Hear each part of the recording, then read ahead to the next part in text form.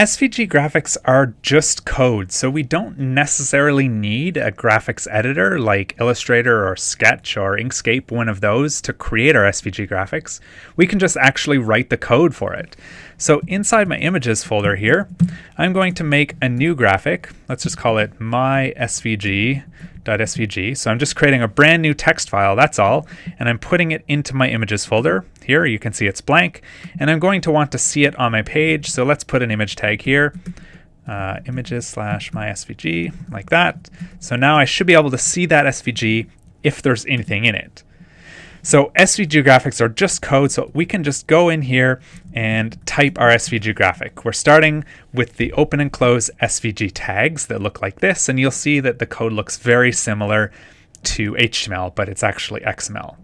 On the SVG tag, we need a few things. First, we need a version, so we're going to set that to 1.1. And then we need what's called the XML namespace, which I can never remember what it is, so I'm going to just paste it. It looks like that. And then we can just go in here and draw something. So let's start with a simple shape here, a rectangle. So we'll give it a width of 200 and a height of 100, like that. Now, because this is XML, if the tag doesn't have a closing partner, it must self-close itself like that. So now we can go in here and refresh, and there is our new SVG graphic. So we just wrote the code for that. There's no color specified on here, but the default is black.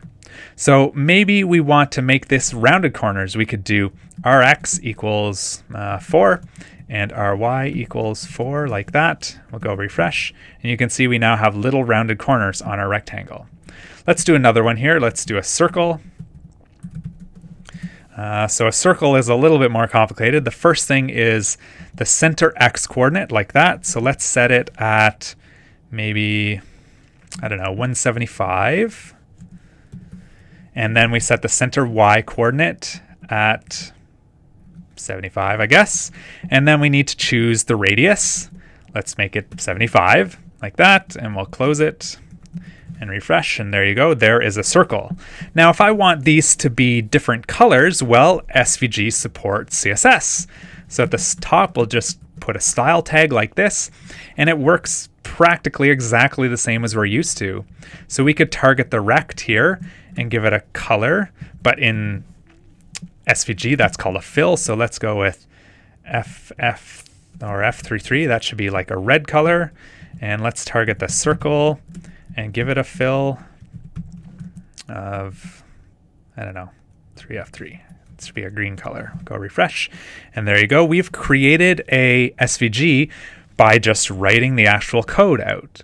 Now, what we've done, though, is we've written our own SVG code and we've embedded it with an image tag.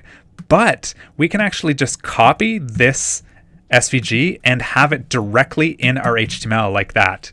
So I'm pasting the SVG code directly into my HTML, and I'll refresh, and now you can see this. Now I have two copies of it. And the cool thing about that is if I get rid of the styles from here, and instead I can use my own CSS file to style my CSS. So I'll go just create a new file here called write svg.that. All right, let's make this file here.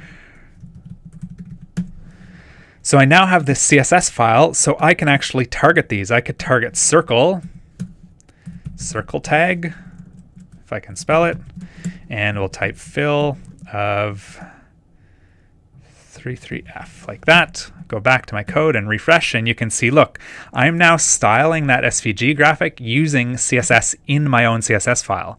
And this only works because the CSS is embedded at the bottom. And we can do so much to CSS as long as it's embedded on our page, or so much to SVG as long as it's embedded on our page. And a lot of the stuff we're used to doing still works. In fact, we could put a class on this rectangle. I'll call it thingamajig, I guess. Go back into here and target thingamajig. And so we'll give it a fill of, I don't know, yellow. I think that's yellow. There we go.